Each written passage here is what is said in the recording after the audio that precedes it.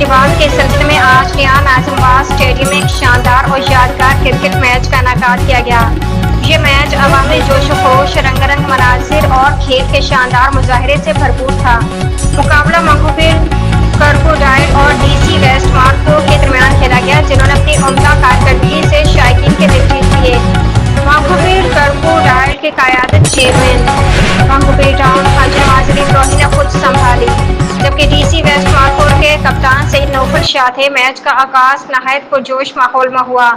تماشائیوں کی تالیاں اور نعروں نے اسٹیڈیم کا سماں بجلی کی طرح روشن کر دیا۔ پہلے ہی اوور سے دونوں ٹیموں نے جارحانہ کھیل کا آغاز کیا۔ ڈی سی ویسٹ مارکور کے باؤلرز نے ابتدا میں سخت دباؤ ڈالا، لیکن چیئرمین حاجی نواز علی ابراہیم نے شاندار بیٹنگ کا مظاہرہ کرتے اپنی ٹیم کو مضبوط پوزیشن میں پہنچا دیا۔